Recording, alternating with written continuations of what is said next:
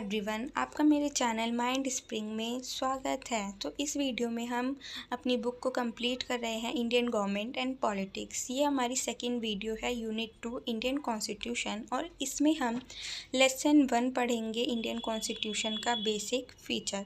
ये जो वीडियो है बीए प्रोग्राम सेमेस्टर 2 के बच्चों के लिए बहुत हेल्पफुल है और बाकी बच्चों के लिए भी हेल्पफुल होगी, पर उससे वीडियो देखने से पहले अपने टॉपिक्स देख लेना और मेरी वीडियो के टॉपिक्स देख लेना। अगर ये वीडियो आपको अच्छी लगे तो लाइक कमेंट शेयर ज़रूर करना और आपको अगर नोट्स चाहिए तो वो मेरे व्हाट्सएप चैनल पे मिल जाएंगे, जिसका लिंक मैं आपको डिस्क्रिप्शन में दे दूँगी। सो स्टार्ट करते हैं। हमारी यूनिट का नाम है इंडियन कॉन्स्टिट्यूशन। हमारी बुक में इंडियन कॉन्स्टिट्यूशन को 2 पार्ट्स में डिवाइड किया है। The first is basic feature and second one is debate on fundamental rights and directive principle. इस वीडियो में हम बेसिक फीचर्स को कवर करते हैं। Now we will discuss introduction Indian Constitution। Indian Constitution है क्या? हमारा कॉन्स्टिट्यूशन एक लीगल डॉक्यूमेंट है जिसके अंदर कुछ रूल्स लिखे हैं जो हमारी कंट्री को गवर्न करने में मदद करते हैं। It is a living document keeps on changing with the changing is need and circumstances. Time to time जैसे हमारी नीड्स और सर्कमस्टांसेस चेंज होते हैं वैसे ही हम कॉन्स्टिट्यूशन में चेंजेस कर सकते हैं, इसीलिए हम इसे लिविंग डॉक्यूमेंट भी बोलते हैं। It is a reflection of the political experience of people of a country. ये हमारी कंट्री के लिए एक रिफ्लेक्शन है कि इन फ्यूचर हमारी कंट्री कैसी होगी, उसके बारे में भी बताते हैं। Now we will discuss constitutional assembly. Constitutional assembly किसे कहते हैं? जिससे हमारी इंडियन कॉन्स्टिट्यूशन बने उसे हम कॉन्स्टिट्यूशनल असेंबली कहते हैं। इसकी फर्स्ट मीटिंग हुई थी 9 दिसंबर 1946 में। टोटल सेशंस जो थे 11 सेशंस हुए थे और इंडियन कॉन्स्टिट्यूशन को बनने में टोटल टाइम जो लगा था वो था 2 years 11 months and 13 days। Adopted on 26 नवंबर 1949। ये कब बनी थी? 26 नवंबर 1949 में हमारा इंडियन कॉन्स्टिट्यूशन बन गया था। बट इफ़ेक्ट में कब आया था? इफ़ेक्ट में आया था 26 जनवरी 1950 में। 26 जनवरी 1950 में ये हमारे देश में लागू हो गया था, सब इसे मानने लग गए थे। Now next is basic feature of Indian constitution.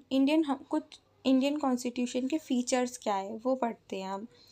First is written constitution. जो हमारा इंडियन कॉन्स्टिट्यूशन है ये रिटन में लिखा गया है, लिखित में है, ये भी एक फीचर है। First, like most of the modern democracies USA, Britain, Australia, France, China, Germany, India too has a written constitution. इन सभी देशों की तरह इंडिया के पास भी रिटन कॉन्स्टिट्यूशन है। Second, it is true that Britain does not have an written constitution. ये सच बात है कि ब्रिटेन के पास कोई रिटन कॉन्स्टिट्यूशन नहीं है, but it does not mean that it does not have any written document. पर इसका मतलब ये नहीं है कि उसके पास कोई भी रिटर्न में डॉक्यूमेंट नहीं है। जैसे कि Since the Magna Carta of 1215, Britain is ruled by several character, status, act, rules and regulations that are effective by the Parliament from time to time. Now second feature is the longest constitution। हमारा जो Indian constitution है वो सबसे लंबा है। क्यों? The founding fathers have tried providing a detailed document that touch all aspects of the country government system। क्योंकि जो हमारी इंडियन कॉन्स्टिट्यूशन के फाउंडिंग फादर्स थे उन्होंने अपनी पूरी कोशिश की थी कि मैं अपने कॉन्स्टिट्यूशन में हर एक चीज़ के बारे में लिखूँ, हर एक उस सिस्टम के बारे में लिखूँ डिटेल में जो हमारे देश में है। इसीलिए हमारा जो कॉन्स्टिट्यूशन है वो लंबा हो गया था। Second, The Indian Constitution have originally 395 articles, and it is also important that the structure of Constitution has been expanding through various amendments. जब हमारा देश आज़ाद हुआ था 1947 में, और उसके बाद जो है इंडियन कॉन्स्टिट्यूशन आया था, कब आया था अभी मैंने आपको बताया, कमेंट में ज़रूर बताना। तब जो है हम आर्टिकल्स जो थे हमारे देश में वो 395 आर्टिकल्स थे total.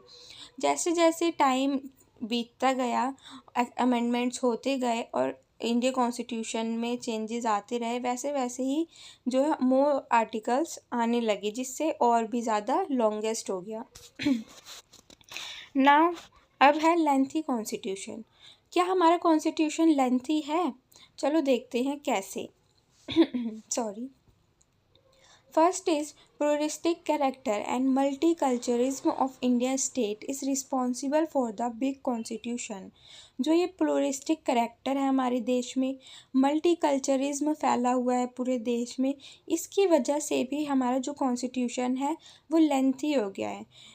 Second is the people of different language, caste, religion live in India.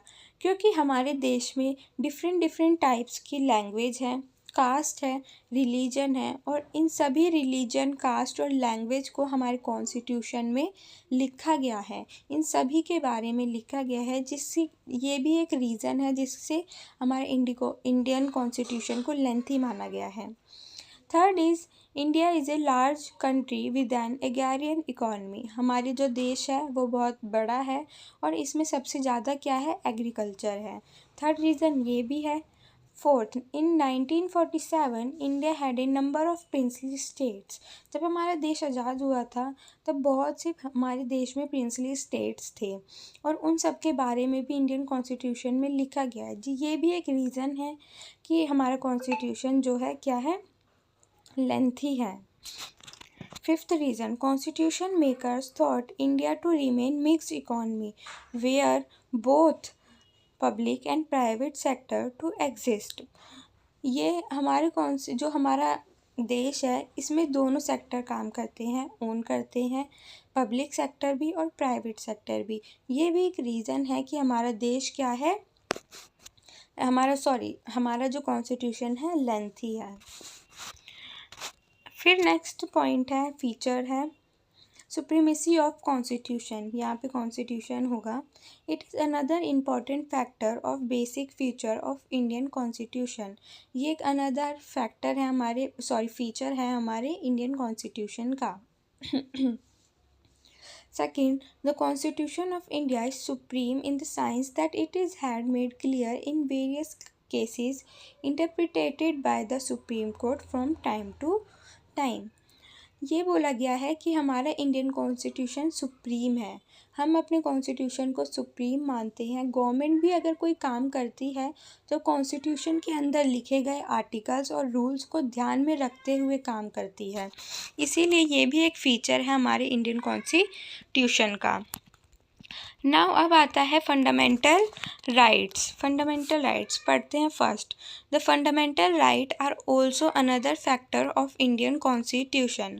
हमारे इंडियन कॉन्स्टिट्यूशन के अदर फीचर है ये क्या, fundamental right. This rights are describe a fundamental as a violation of those right can be challenge in the court of law. इसमें बोला गया है कि हमारे कॉन्स्टिट्यूशन में कुछ फंडामेंटल राइट्स लिखे गए हैं जो हमारी पॉलिटिकल डेमोक्रेसी को देखते हैं, पॉलिटिकल डेमोक्रेसी के बारे में देखते हैं। ये जो है इस फंडामेंटल राइट्स में लिखे गए आर्टिकल्स हमारे लोगों की सेफ्टी के लिए है, हमारे लोगों के राइट्स के लिए है। ये भी एक क्या फ़ीचर है हमारे इंडियन कॉन्स्टिट्यूशन का। Second is there are 7 rights in the chapter 3 of Indian Constitution covering from Article 12 to 35। ये फंडामेंटल राइट्स 7 राइट्स हैं और ये चैप्टर 3 में लिखे गए हैं हमारे इंडियन कॉन्स्टिट्यूशन के। आर्टिकल 12 to 35 कवर करते हैं फंडामेंटल राइट्स चैप्टर 3। कौन कौन से राइट्स हैं चलो देख लेते हैं। राइट टू लाइफ, हमें जीने का अधिकार है। राइट टू फ्रीडम, हमें स्वतंत्रता है। Right against exploitation, right to equality, हमें जीने राइट टू इक्वालिटी, इक्वालिटी यानी समानता का अधिकार है। Right to freedom of religion, हमें कोई से भी रिलीजन में रहने का अधिकार है। राइट टू एजुकेशन, हमें पढ़ने का अधिकार है। नाउ अब आता है directive principle of state policy. First, the directive principle of state policy has been placed in the chapter 4 of the Indian constitution. जो directive principle of state policy है ये हमारे इंडियन कॉन्स्टिट्यूशन के चैप्टर 4 में लिखी गई है। जैसे फंडामेंटल राइट्स चैप्टर 3 में है, वैसे ही directive principle of state policy chapter 4 में लिखे गए हैं। Second is, if the fundamental right are the part of the political democracy, that DPSP are in the form of social economic right that are quite necessary for the upliftment of the poor and downtrodden। Second point में ये बोला गया है, जैसे fundamental right हमारे political democracy को देखते हैं, हमारे देश में पॉलिटिकली जो भी हो रहा है पॉलिटिकल डेमोक्रेसी को देखते हैं, वैसे ही DPSP directive principle of state policy हमारे देश की social democracy and economic democracy को देखते हैं। इनमें सोशल एंड इकोनॉमिक राइट्स लिखे गए हैं। ये भी एक फीचर है हमारे इंडियन कॉन्स्टिट्यूशन का। नाउ अब आता है लोकल सेल्फ गवर्नमेंट। जब मैंने आपसे इसके पहले वाली वीडियो था जो यूनिट 1 था उसमें भी बताया था कि महात्मा गांधी कहते हैं कि हमारे देश में सेल्फ गवर्नमेंट होनी चाहिए, मतलब कि हमारे देश की खुद की एक सरकार होनी चाहिए, कोई भी फॉरेन पावर उस पर क्या है रूल नहीं करनी चाहिए। यही बोलता है local self government. Second point है, article 40 of Indian constitution clearly talk about social self government that 23rd and 74th amendment act of 1922 create third tier, यहाँ पे टीयर होगा, local government in at rural and urban area which in at decentralization of power and improving people in decision making process। ये बोल रहा है कि article 40 जो है वो क्लियरली हम किसके बारे में बोलता है, लोकल सेल्फ गवर्नमेंट के बारे में बोलता है हमारी देश की। और ये 73rd and 74th amendment act of 1922 के तहत 3 टीयर ऑफ गवर्नमेंट हमारे देश में आई थी। ये भी एक फ़ीचर है हमारे इंडियन कॉन्स्टिट्यूशन का। अब पढ़ते हैं second topic, criticises of Indian constitution. हमारे इंडियन कॉन्स्टिट्यूशन को क्रिटिक किया है किन किन पॉइंट्स पे, चलो वो पॉइंट्स पढ़ते हैं। अगर आपको मेरी वीडियो अच्छी लग रही है तो प्लीज़ लाइक कमेंट शेयर ज़रूर करें। और अगर आप नोट्स चाहते हैं कि मैं दूं तो मेरे व्हाट्सएप चैनल को मैं डिस्क्रिप्शन में लिंक दे दूंगी, वहां से जाके आप इजीली नोट्स देख सकते हैं। नाउ हम अपने टॉपिक पे आते हैं। फर्स्ट है, the constitution of India is a huge elephant size. ये बोला जाता है कि हमारा जो कॉन्स्टिट्यूशन है वो बहुत बड़ा है, जैसे एलिफेंट का साइज़ होता है वैसे ही हमारे इंडियन कॉन्स्टिट्यूशन का साइज़ है। ये पॉइंट हमारे इंडियन कॉन्स्टिट्यूशन को क्रिटिसाइज़ करता है। फर्स्ट पॉइंट इसके बारे में पढ़ते हैं। There are 395 articles in the original constitution of India, but through the subsequent amendment a number of articles had been added by taking the number of articles more than 440। जब हमारा देश आज़ाद हुआ था तो इसमें 395 आर्टिकल्स थे टोटल। जैसे जैसे टाइम टू टाइम जो है इसमें चेंजेस हुए, अमेंडमेंट्स हुए, 100 ऑफ अमेंडमेंट्स हुए और अब देखें तो मोर देन 440 आर्टिकल्स हो गए हैं, मतलब कि और भी बड़ा हो गया है। So that amendment in 40 years raises the question the credibility of constitutional makers। 70 सालों में इतने अमेंडमेंट्स हो गए, ये क्वेश्चन करता है किस पे, हमारी क्रेडिबिलिटी ऑफ कॉन्स्टिट्यूशनल मेकर्स के ऊपर क्वेश्चन करता है। ये भी एक पॉइंट है किसका, criticise of Indian constitution. Now second point is it is borrowed one. First point is the constitutional maker had borrowed from the existing constitution of the world like US, Britain, USSR, etc.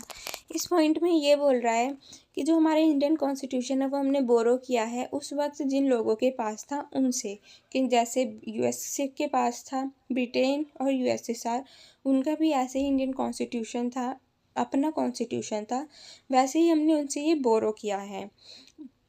ये भी एक critic reason है Indian constitution का।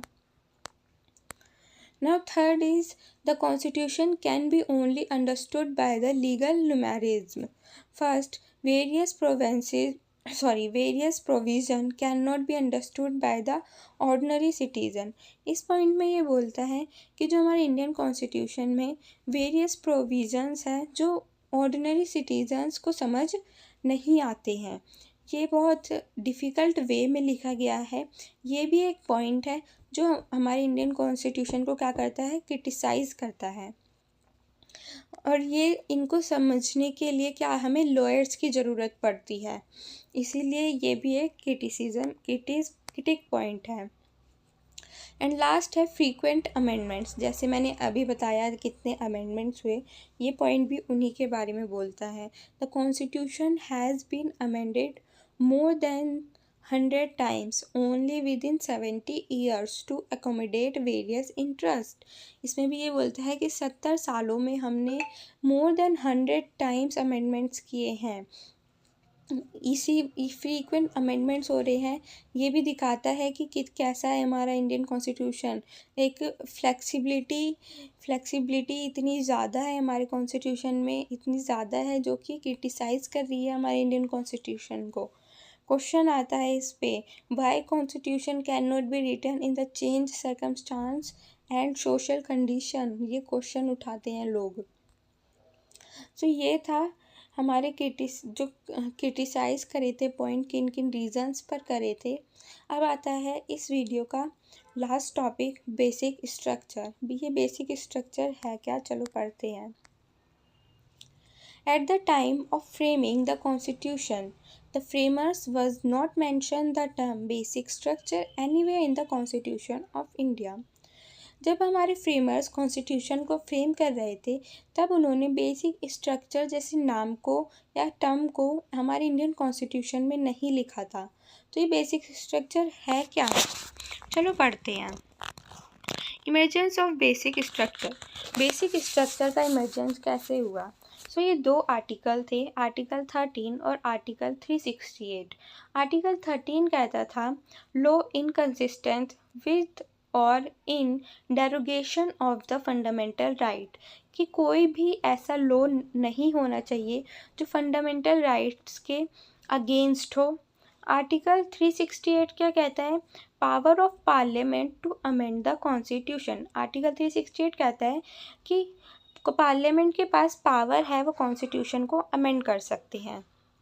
एक side हम कह रहे हैं कि कोई भी ऐसा लॉ नहीं होना चाहिए जो फंडामेंटल राइट्स के अगेंस्ट हो, फिर दूसरी साइड हम कह रहे हैं कि पार्लियामेंट के पास पावर है कि वो कॉन्स्टिट्यूशन को अमेंड कर सकते हैं। तो इन दोनों डिसीज़न या आर्टिकल्स को लेके बहुत सी कन्फ्यूजन क्रिएट होने लगी, किसके बीच में, पार्लियामेंट और सुप्रीम कोर्ट के बीच में। पार्लियामेंट कोई जो है अमेंडमेंट लाता है या कोई आर्टिकल लाता है, अमेंडमेंट लाता है, सुप्रीम कोर्ट उसे मना कर देता है ये कहकर कि ये फंडामेंटल राइट्स आर्टिकल 13 के अगेंस्ट है। ऐसे ही पार्लियामेंट कोई लॉ लाता है, सुप्रीम कोर्ट उसे मना कर देता है।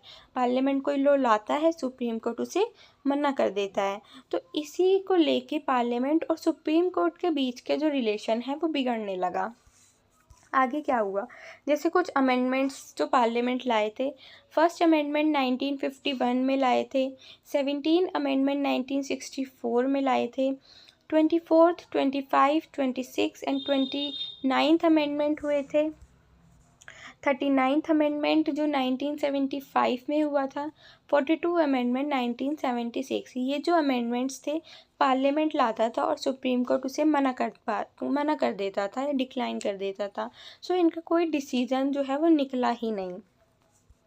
सो ऐसे चलते चलते एक बहुत इम्पॉर्टेंट केस है Keshavananda Bharati versus state of Kerala 1973।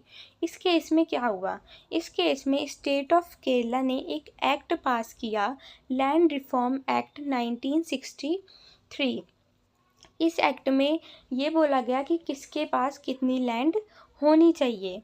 ये जो जब ये एक्ट जो है सुप्रीम कोर्ट के पास गया तो केशवानंद भारती थी तब, उन्होंने एक जजमेंट दी 1973 में कि ये जो एक्ट है ये राइट टू प्रॉपर्टी के अगेंस्ट है, जो कि फंडामेंटल राइट में है। वही जो रीज़न मैंने आपको बताया, वही रीज़न इस केस में क्रिएट होने लगा। और ये चलते चलते केस इतना लंबा हो गया कि ये आज तक का सबसे लंबा केस माना जाता है। कितना टाइम लगा था इसे? 63 डेज़ लगे थे। और जो इसकी जजमेंट आई थी वो 703 पेजेस में 703 पेजेस में आई थी। तो इसकी जजमेंट थी क्या?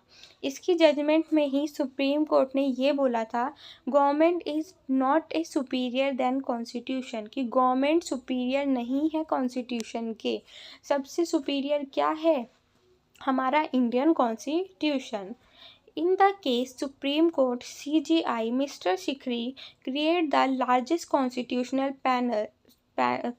panel comparison 13 judges to examine the case।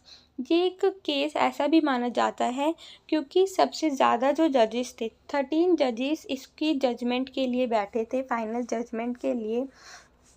और जब जजमेंट का दिन था, उस दिन सुप्रीम कोर्ट ने जब वो डिक्लेयर किया तो किस फॉर्म में डिक्लेयर हुआ? 7:6 की फॉर्म में। ये यहाँ पे लिखा भी हुआ है, जैसे आप देख सकते हैं।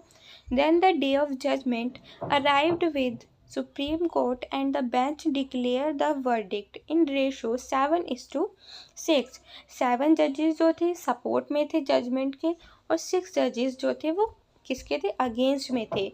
अब इसकी जजमेंट थी किस पर?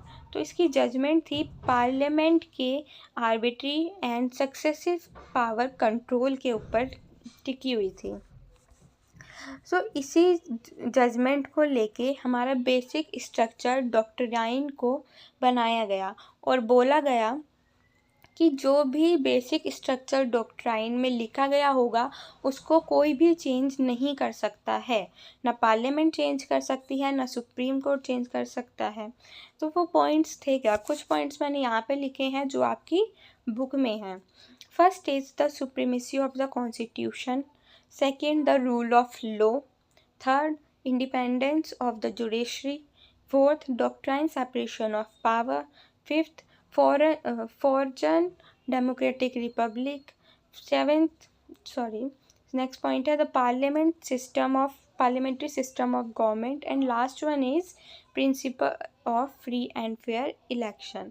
ये जो है बेसिक स्ट्रक्चर डॉक्ट्राइन में लिखे गए और इन्हें कोई भी चेंज नहीं कर सकता है, किसी के पास भी पावर नहीं है इन्हें चेंज करने की। सो ये ही था बेसिक स्ट्रक्चर ऑफ डॉक्ट्राइन, जो किसके बाद आया? Kesavananda Bharati versus state of Kerala के बाद बनाया गया था basic structure. In simple way में मैं अगर आपको बेसिक स्ट्रक्चर के बारे में बताऊं तो इसमें वो टर्म्स आती हैं, वो रूल्स आते हैं जो कि किसी के पास भी पावर नहीं है कि उनको चेंज कर सके। जो चेंज नहीं कर हो सकता है वो किस में आएंगे? बेसिक स्ट्रक्चर में। तो यहीं पे हमारा जो ये चैप्टर है ख़त्म होता है। अगर आपको ये वीडियो अच्छी लगी तो please like, comment and subscribe ज़रूर करें, और मेरे इंस्टाग्राम एंड व्हाट्सएप चैनल पे को ज़रूर फॉलो करें। नाम है माइंड स्प्रिंग 4.0, क्योंकि उसमें मैं आपको कॉलेज से रिलेटेड सारी जो है informations time to time provide करती हूँ। Thank you.